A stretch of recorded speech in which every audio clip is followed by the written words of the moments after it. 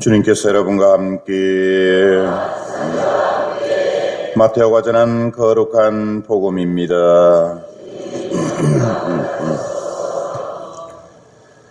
그때 예수님께서 사두가이들의 말문을 막아버리셨다는 소식을 듣고 바리사이들이 한데 모였다. 그들 가운데 율법 교사한 사람이 예수님을 시험하려고 물었다. 스승님, 율법에서 가장 큰 계명은 무엇입니까? 예수님께서 그에게 말씀하셨다. 내 마음을 다하고 내 목숨을 다하고 내 정신을 다하여 주 너의 하나님을 사랑해야 한다. 이것이 가장 크고 첫째가는 계명이다. 둘째도 이와 같다. 내 이웃을 너 자신처럼 사랑해야 한다는 것이다. 온 율법과 예언서의 정신이 이 두 계명에 달려 있다. 주님의 말씀입니다.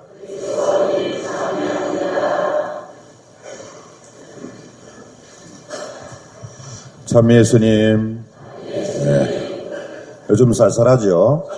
예, 저도 지금 목감기가 들었는데 감기에는 약도 없다 그랬는데 예, 감기 조심하시기 바랍니다.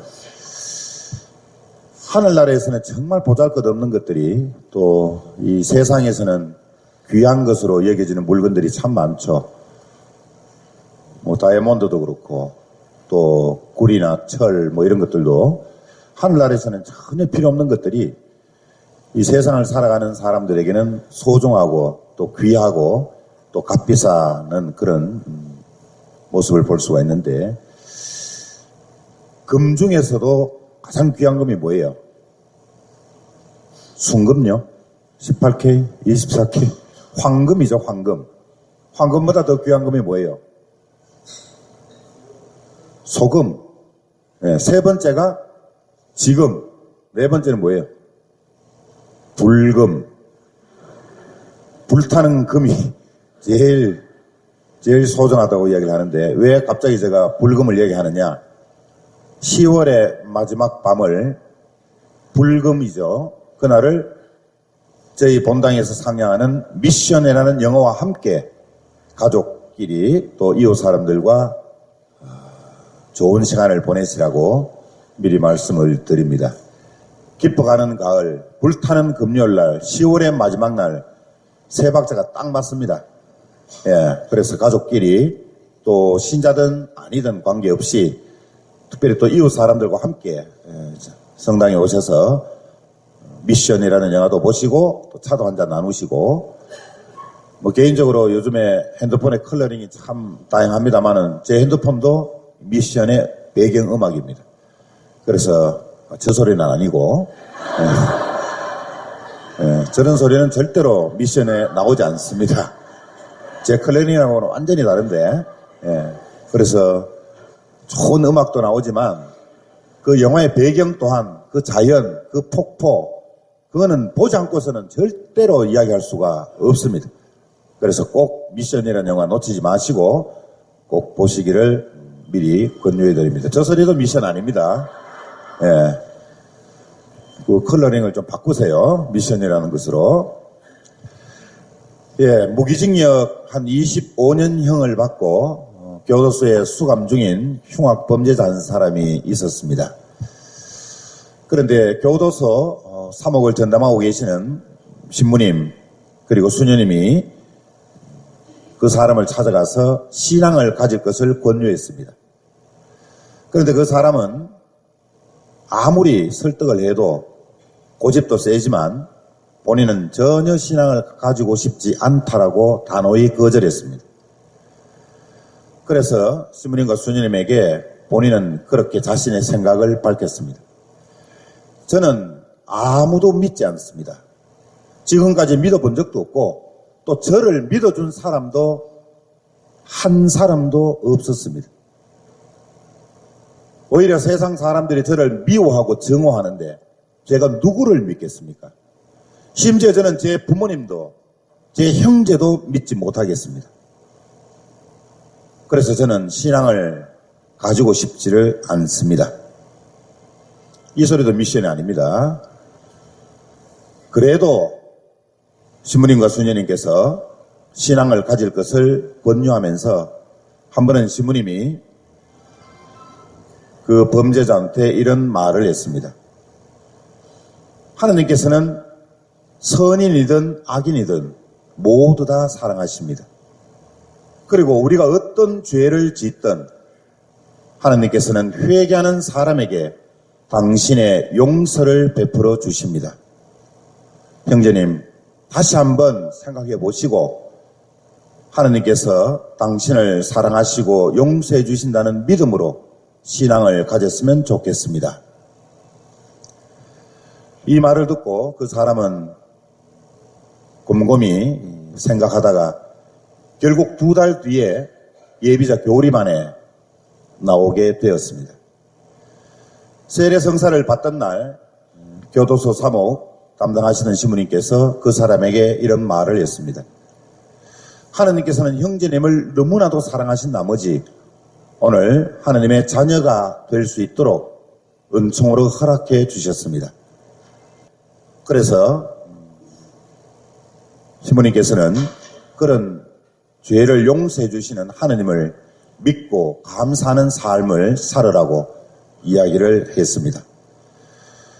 과연 그 사람은 하나님의 자비와 용서를 신앙으로 받아들이고 또 세례성사를 받음으로써 지난날의 모든 죄를 용서받았다는 것을 확신하면서 그 사람의 삶이 완전히 바뀌어졌습니다.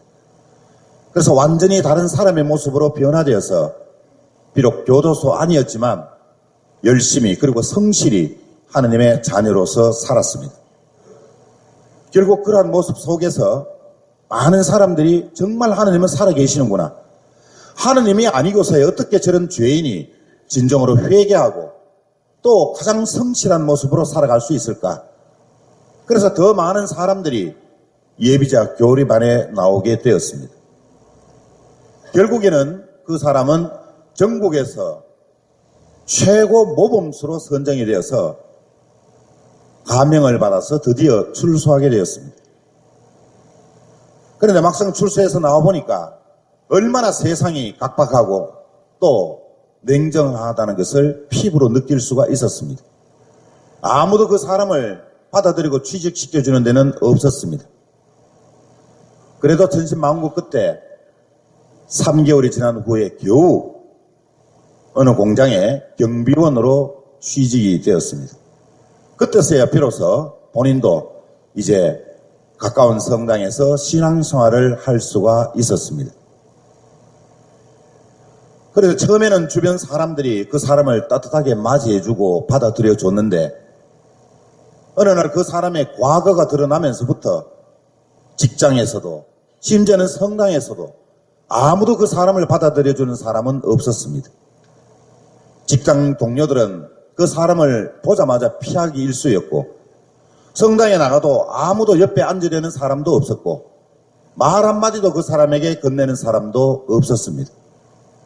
심지어는 본인이 레지오나 또 그 밖에 어떤 단체에 가입하려고 해도 성당 사람들은 단호히 거절했습니다.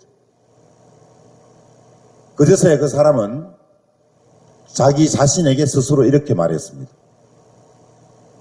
하나님께서 모든 사람들을 사랑하시고 용서해 주신다는 말은 거짓말이다. 내가 하나님으로부터 사랑받았고 그래서 용서받았는데 왜 세상 사람들은 나를 손가락질하는 것인가? 심지어는 성당에서조차 나를 죄인 취급하고 또 나를 버림받은 사람처럼 취급하는 것은 하나님의 용서와 사랑은 거짓임이 분명하다. 나는 속았다. 다시는 하나님을 사랑하고 또 믿지 않겠다. 그때부터 그 사람은 성당에 나가질 않았습니다. 결국에는 또 다른 죄를 짓고 교도소에 들어갔습니다. 교도소 담당 신부님은 다시 만난 그에게 나무라면서 말씀하셨습니다.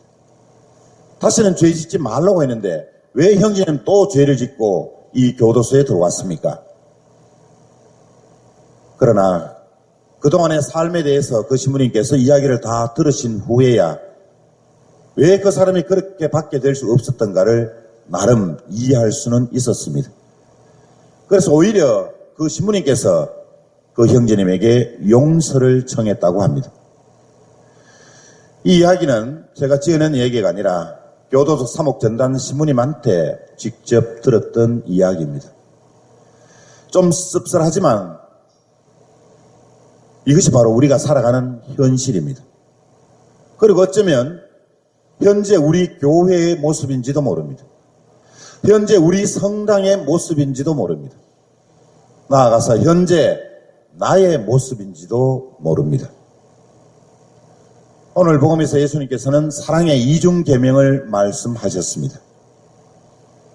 내 마음을 다하고 목숨을 다하고 내 정신을 다해서 너 주의 하나님을 사랑하여라.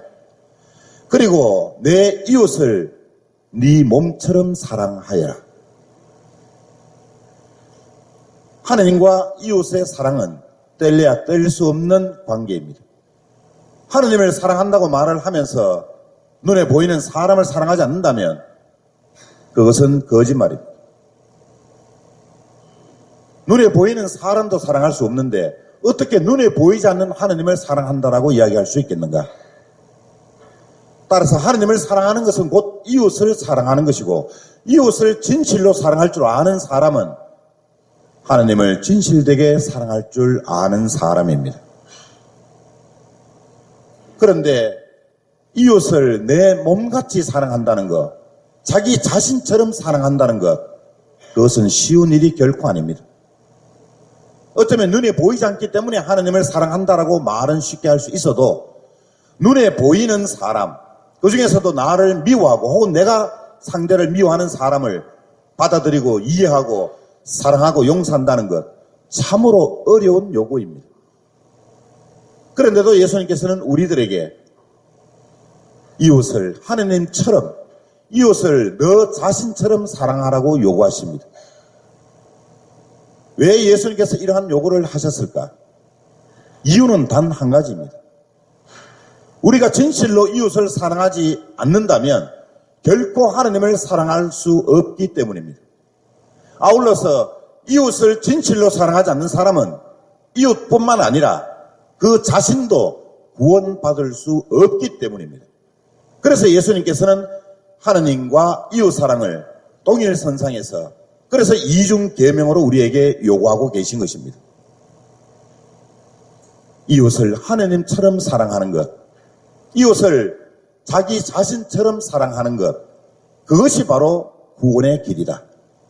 그런데 예수님께서는 무조건 이웃을 사랑하라, 무조건 이웃의 잘못을 용서하라, 무조건 너를 미워하는 사람들을 위해서 축복해주고 또 좋은 말만 해주라, 이렇게 요구하지는 않았습니다. 예수님께서는 사랑의 이 이중 계명을 요구하시면서 이웃을 사랑하는 방법, 나를 미워하는 사람들을 용서해주는 방법, 나를 증오하고 나를 시기하고 질투하는 사람까지 받아들여 줄 수 있는 방법까지도 우리에게 제시해 주셨습니다. 이렇게 예수님께서는 늘 요구만 하시는 것이 아니고 그 요구에 대한 확실한 방법을 제시하시는 분이십니다. 따라서 우리가 이웃을 진실로 하나님처럼 사랑하는 방법, 나를 미워하든 내가 그 사람을 미워하든 미움과 증오와 시기와 질투를 없앨 수 있는 방법, 그래서 이웃을 하나님처럼 사랑하고 나 자신처럼 사랑할 수 있는 방법을 제시해 주셨습니다. 그것은 다름 아닌 바로 그 상대방을 위해서 진실로 기도하라는 것입니다. 따라서 우리는 살아가면서 누군가를 미워할 수는 있어도 기도에서 그 사람을 제외시켜서는 안 되는 것입니다. 인간은 감정의 동물이기 때문에 순간적으로 그 사람을 미워하고 증오할 수 있습니다. 그러나 하나님께 기도한다면서 그 사람을 그 기도에서 제외시킨다면 그것은 하나님께 기도하는 것도 아니요, 하나님을 사랑하는 사람도 아니요, 하나님을 진실로 믿는 사람도 아닌 것입니다. 우리는 누구를 미워할 수는 있습니다. 누구를 순간적으로 증오할 수 있습니다. 그러나 내가 하나님의 이름으로 기도할 때 그 사람을 기도해서 제외시킨다는 것은 그 사람이 구원받지 않기를 바라는 마음과 같습니다. 따라서 우리는 나 자신을 변화시키고 이웃을 변화시키고 그래서 미움과 증오와 시기와 질투를 송두리째 없앨 수 있는 방법은 진정으로 그 상대를 위해서 서로 기도하는 것입니다. 이것이 바로 예수님께서 오늘 우리에게 가르쳐 주신 복음의 핵심입니다. 하나님과 이웃을 사랑하는 것. 이 사랑의 이중 계명을 실천할 수 있는 방법은 서로를 위해서 기도해 주라는 것입니다. 하나님 앞에서 기도하면서 누구를 미워할 수는 없습니다. 그 사람을 생각하면 좋다는 감정이 일어날지라도 기도하는 가운데에서는 그래도 끊임없이 마음의 목소리가 그 사람을 용서해 주어야지라는 소리가 양심적으로 들릴 수밖에 없습니다. 정말 마음이 아프지만 정말 그 상대를 용서해 주기가 싫지만 하느님의 이름으로는 가능하다는 뜻입니다. 나의 이름으로 용서하려고 나의 이름으로 상대를 사랑하려고 하니까 소화도 되지 않고 벅차고 힘들고 고통스러운 것입니다. 그러나 하느님의 이름으로 그 사람을 사랑하고 용서해 줄 수는 있습니다.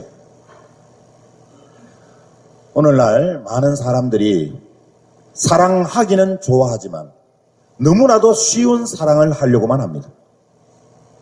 그래서 오늘날 이런 사랑의 방법을 인스턴트식 사랑법이라고 이야기합니다. 자신은 전혀 마음의 상처를 받지 않고 전혀 고통을 느끼지 않고 주머니도 손해보지 않는 사랑, 너무나도 쉽고 얄팍한 사랑을 하려고만 합니다. 이런 말이 있습니다. 사랑의 크기는 고통의 크기와 비례한다. 사랑의 크기는 아픔의 크기와 비례한다. 따라서 고통과 아픔을 나누는 사랑, 고통과 아픔을 느낄 줄 아는 사랑만이 참된 사랑이 되는 것입니다. 그 참된 사랑을 예수님께서는 우리들에게 보여주셨습니다. 고통과 아픔을 나누고 고통과 아픔을 느끼는 사랑을 몸소 예수님께서는 실천해 주셨습니다.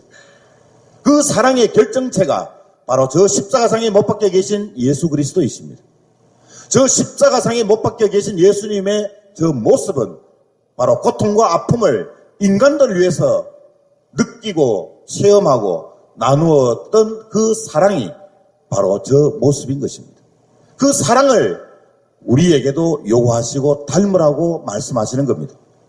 그러기 위해서는 우리는 진정으로 기도해야 한다는 것입니다. 기도할 때 우리는 기꺼이 고통과 아픔을 나누고 고통과 아픔을 느끼는 사랑을 할 수 있다는 것입니다. 성 아구스티노는 이런 말을 남겼습니다. 인간이 하느님 앞에 심판받는 잣대는 인간이 알고 있는 지식에 의해서가 아니라 인간이 살아가면서 이웃을 얼마만큼 사랑했는가에 따라서 심판받을 것이다. 오로지 사랑만이 인간을 인간답게 만든다. 선한 사랑은 인간을 선하게 만들고 악한 사랑은 인간을 악하게 만들 뿐이다. 따라서 내가 미워하는 사람, 내가 증오하는 사람, 혹은 상대가 나를 미워하거나 증오할 때도 마찬가지입니다. 그리고 나아가서는 모든 죄인들에게도 똑같습니다. 참으로 그들에게 필요한 것은 채찍과 형벌이 아니라 사랑과 용서임을 다시 한번 명심해야 합니다. 그러기 위해서 우리는 끊임없이 용서와 사랑의 은혜를 하나님께서 주십사 기도해야 하는 것입니다. 다시 한번 지금까지 내가 남편과 혹은 아내와 혹은 자식, 나아가서는 내 이웃을 사랑하는 데 있어서 정말 아픔을 느끼는 사랑을 해왔던가, 고통을 나누는 사랑을 해왔던가, 아니면 내 방식대로 일방적인 사랑의 방법을 선택했던가. 오늘 예수님의 그 사랑 방법을 다시 한번 마음속에 새깁시다.